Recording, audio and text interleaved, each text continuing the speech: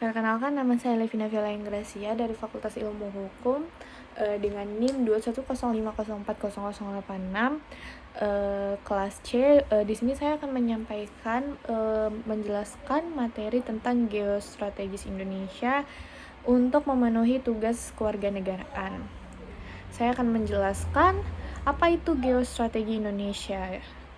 Pada dasarnya, geostrategi merupakan rumusan strategi nasional dengan memperhitungkan kondisi dan konstelasi geografi sebagai faktor utama. Dalam merumuskan geostrategi, perlu memperhatikan berbagai faktor internal dan eksternal yang akan mempengaruhinya, yaitu geografi, demografi, sumber kekayaan alam, ideologi, politik, ekonomi, sosial budaya, serta pertahanan dan keamanan, di samping faktor lainnya seperti keadaan global dan regional.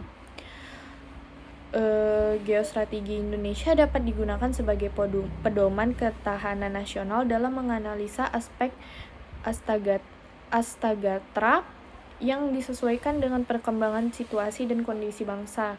Dengan diketahuinya tingkat ketahanan nasional, akan diketahui pula sampai sejauh mana pencapaian tujuan nasional dapat dicapai. Bagi bangsa Indonesia sendiri, geostrategi dipandang sebagai suatu strategi atau cara terbaik yang ampuh dalam mewujudkan cita-cita proklamasi sebagaimana tercantum dalam pembukaan Undang-Undang Dasar Negara Republik Indonesia tahun 1945 melalui pembangunan nasional.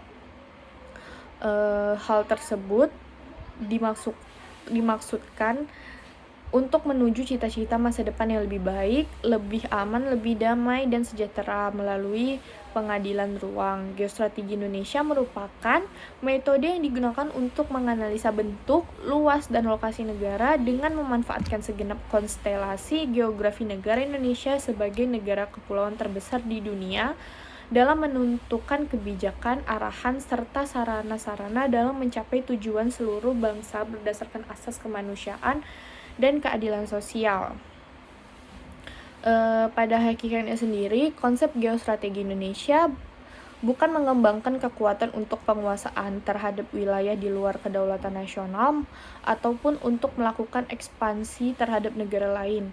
Konsep geostrategi Indonesia didasarkan pada kondisi, metode, atau cara dalam mengembangkan potensi kekuatan nasional yang ditujukan untuk pengamanan nasional, untuk kemungkinan terjadinya gangguan yang timbul, serta untuk menjaga keutuhan kedaulatan negara Indonesia dalam pembangunan nasional. Negara Kesatuan Republik Indonesia berdasarkan Pancasila yang terkandung dalam geostrategi Indonesia. Yang pertama adalah cita-cita nasional, yang kedua adalah tujuan nasional, yang ketiga kepentingan nasional, dan yang keempat tugas pokok nasional.